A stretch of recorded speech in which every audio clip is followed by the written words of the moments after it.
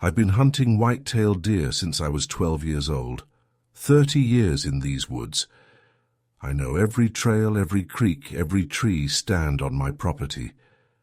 But that morning in November 2021, something was in those woods that had never been there before. My name's Earl. I own about 80 acres of timber in southern Ohio. Good deer country. Opening day of rifle season, I was in my stand before sunrise. The stand sits about 20 feet up in an old oak, overlooking a creek crossing where deer move through every morning. I settled in, coffee in my thermos, rifle across my lap. The sun came up slow. That grey light filtering through the bare branches. I could hear the woods waking up, squirrels chattering, a woodpecker somewhere in the distance. Then everything went quiet. Not just quiet, silent, like someone had hit a mute button on the whole forest. I've hunted long enough to know what that means. Something's moving, something big enough to make every other animal shut up and hide. I raised my rifle, scanned the tree line across the creek. That's when I saw it. At first, I thought it was another hunter, a figure standing in the shadows between two pines. But the shape was wrong, too tall, too thin, and it wasn't moving like a person. It was swaying, slowly, side to side, like a snake watching a mouse. I put my scope on it. What I saw through that glass made my hands start shaking. It had arms, legs, a head, but the proportions were all wrong. The arms were too long, hanging past where its knees should be, the legs bent backward at the joint, and its skin, it was grey, slick, like wet leather. But the worst part was the face. It didn't have one, just smooth skin where features should be. No eyes, no mouth, nothing. And it was facing directly at me. I don't know how it knew I was there. I was 20 feet up, downwind, wearing full camo, but it knew. It was looking right at my stand. Then it tilted its head. Slow, curious. And it started walking toward the creek. I chambered around. I don't remember deciding to do it, just instinct. 30 years of hunting taking over. The thing stopped at the edge of the water, maybe 50 yards from my tree. Then it did something that still keeps me up at night. It raised one of those long arms and pointed at me. I fired. The shot echoed through the woods. When I looked again, the thing was gone. No blood, no body, just empty trees and silence. I climbed down from that stand faster than I've ever moved in my life. I didn't even grab my thermos, just ran to my truck and drove home. My wife asked why I was back so early. I told her I wasn't feeling well. I haven't been back to that stand since. I hunt different property now. Told my son he could have those 80 acres when I'm gone. But I didn't tell him why I stopped hunting there. Because some things you can't explain, and some things you don't want to remember. I'm an elk hunting guide in Colorado. Been doing it for 15 years. I know every call, every sound these mountains make. What I heard that night in the San Juans, that wasn't an elk. That wasn't anything. My name's Mike. I run a small outfitting business out of Durango. We take clients into the back country for week-long elk hunts, some of the most remote wilderness in the lower 48. September 2022. I was guiding a father and son from Texas. Good guys, experienced hunters. We were 3 days into a 5-day hunt, camped at about 10,000 feet in a basin I've used for years. First 2 days were quiet. Saw some cows, heard a few bulls bugling in the distance, nothing close enough to pursue. Third night changed everything. I woke up around 2 a.m. to the sound of bugling. Close, maybe 200 yards from our tent. Now, elk bugling at night isn't unusual during the rut. Bulls get aggressive. They challenge each other all hours. But this sounded as something was off. The pitch was wrong. Too high, too long, and there was something underneath it. A second tone, almost like a voice, like something was trying to imitate an elk, but didn't quite get it right. I lay there in my sleeping bag listening. My clients were still asleep. I didn't want to wake them over nothing. The bugling came again. Closer this time, maybe 100 yards. Then I heard something else. My name. Mike. Drawn out. Sing-song. Coming from the same direction as the bugling. My blood went cold. I grabbed my rifle and my headlamp, slipped out of the tent as quietly as I could. The night was clear. Full moon. I could see the tree line maybe 50 yards away. Beyond that, the meadow where we'd been glassing for elk. Mike! The voice came from the meadow. I couldn't see anything, just grass and moonlight. I didn't respond. Every instinct I had was screaming at me to stay quiet, stay still. The bugling started again, but now it was wrong in a way I couldn't ignore. It was coming from multiple directions at once. The same sound, the same impossible pitch, surrounding our camp. I backed toward the tent, kept my rifle up, kept my light off. The sounds stopped. Silence, complete silence. No wind, no insects, nothing. Then I heard footsteps, heavy, deliberate, coming from the tree line, getting closer. I turned on my headlamp. The beam cut through the darkness and hit the meadow. Something was standing there, maybe 30 yards out. It was tall, 8 feet at least, covered in dark fur or hair, and it was standing on 2 legs. But that wasn't what made me freeze. It was holding something pale and limp in its long arms. An elk calf, dead, being cradled like a baby. The thing tilted its head at my light. Then it opened its mouth. Mike! My voice. It was using my voice. I fired 3 shots into the air, screaming, just screaming. My clients came out of the tent, confused, terrified. I told them we were leaving, right now, in the dark. I didn't care. We packed what we could and hiked out by moonlight, 8 miles to the trailhead. Nobody spoke the entire way.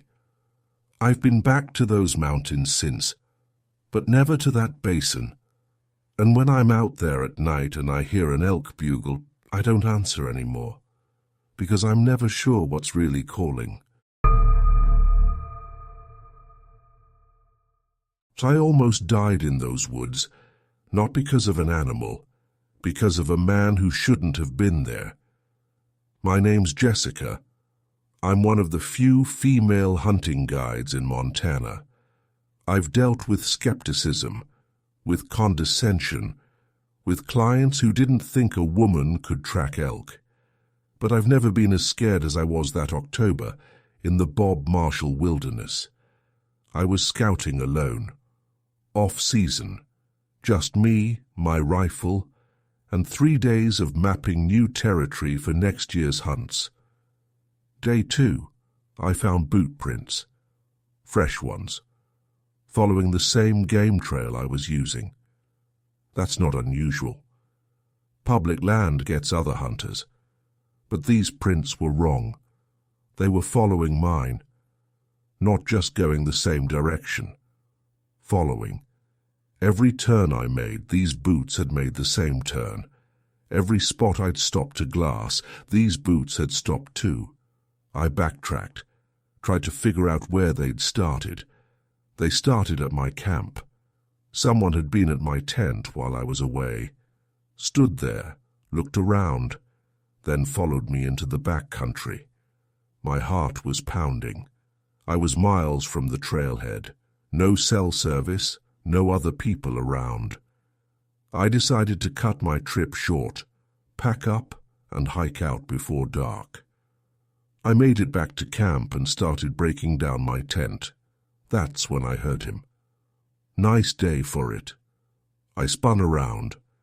A man was standing at the edge of my camp, maybe 30 feet away. He was wearing hunting camo, rifle on his back, but something was wrong with his face, his expression. It was blank, empty. "You're pretty far out here alone," he said. I kept my hand near my sidearm. "Just scouting. Heading out now." He nodded slowly, didn't move. "Saw your tracks this morning, figured I'd say hello." My stomach dropped. He'd just admitted to following me. "Well," I said, keeping my voice steady, "I've got a long hike. Better get moving." I turned back to my tent, started packing faster. "You shouldn't be out here alone." His voice was closer now. I hadn't heard him move. I turned around. He was 10 feet away. His hand was on his rifle strap. "A woman like you. Something could happen. Something always does out here." I drew my pistol, didn't point it at him, just held it at my side. Let him see it. "I think you should leave now." He stared at me for a long moment. That blank expression never changed. Then he smiled. "See you around, Jessica." He turned and walked into the trees. He knew my name. I never told him my name. I grabbed my pack and ran. Didn't finish breaking down camp, just ran. I hiked out in the dark, made it to the trailhead around midnight, drove straight to the ranger station and filed a report. They never found him. No other vehicles at the trailhead. No record of permits issued for that area. Nothing.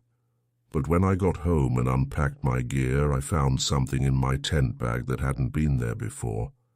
A photograph of me, sleeping in my tent, taken from inside. I don't scout alone anymore. I don't think I ever will again. And sometimes, when I'm out in the back country with clients, I see boot prints that look familiar, and I wonder if he's still out there, watching. I bought that thermal scope to hunt hogs at night. Wild pigs destroy crops. Farmers pay good money to have them removed.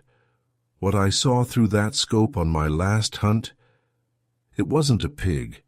It wasn't anything that should exist. My name's Danny. I live in East Texas, right on the edge of the piney woods.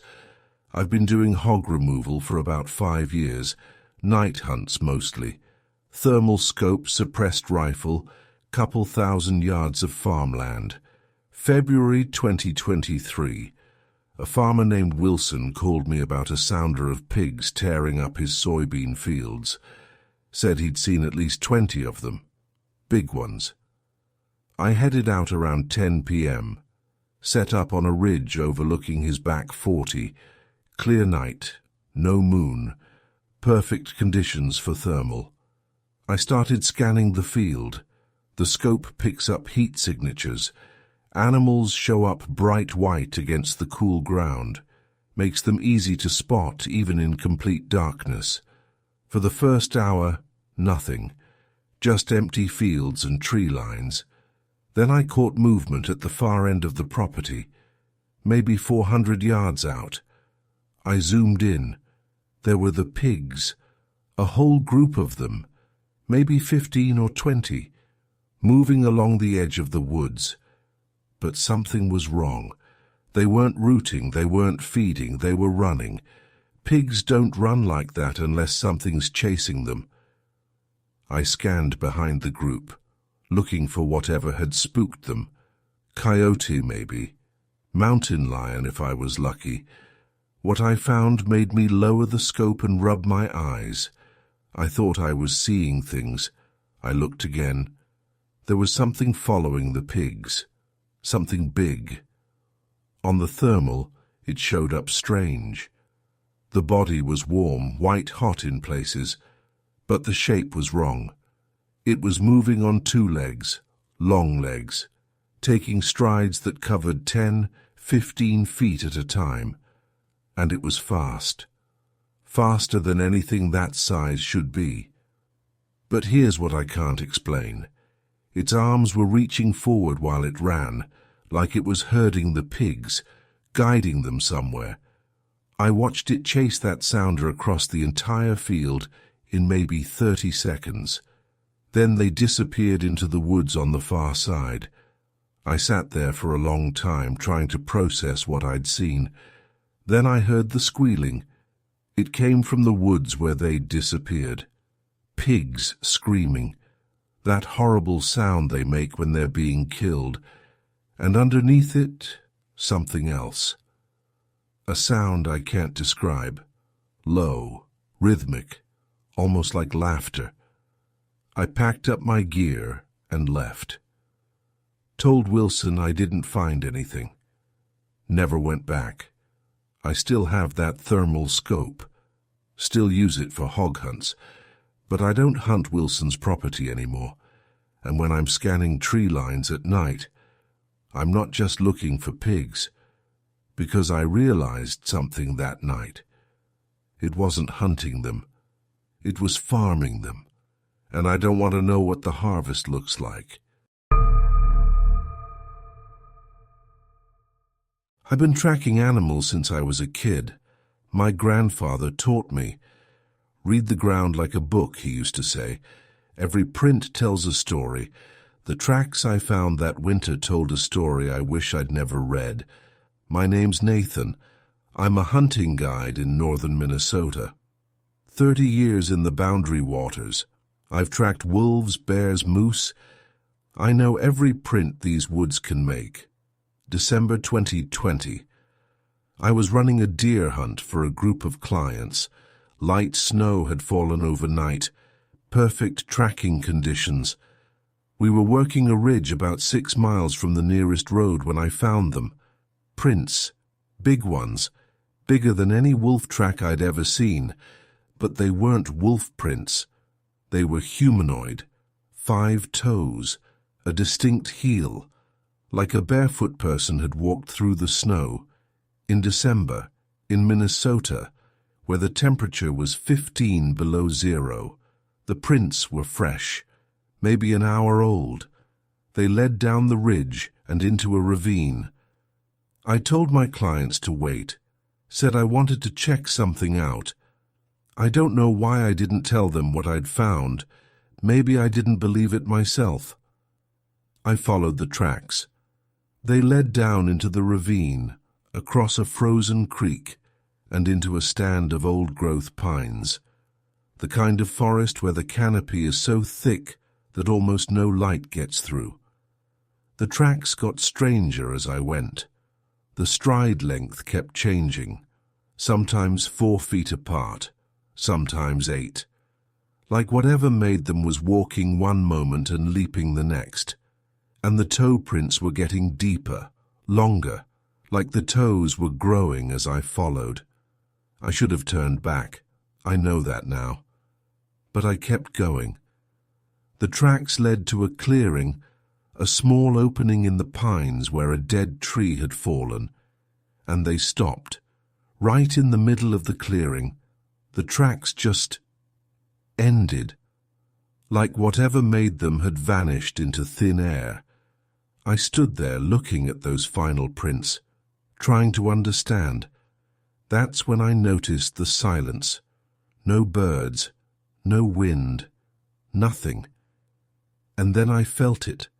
Something was watching me. I looked up. It was in the trees, crouched on a branch about 20 feet above the clearing. I could barely see it against the dark pine needles, but I could see its eyes, pale, almost white, reflecting what little light filtered through the canopy. They were locked on me. I don't remember running. I don't remember finding my clients. I don't remember the hike back to the truck. I just remember those eyes, patient, curious, like it was studying me, like it was deciding something. My clients asked why I looked so pale. I told them I'd seen a wolf. They believed me. I've never told anyone the truth. Until now. And I've never gone back to that ravine. Because I know it's still there, waiting in those trees.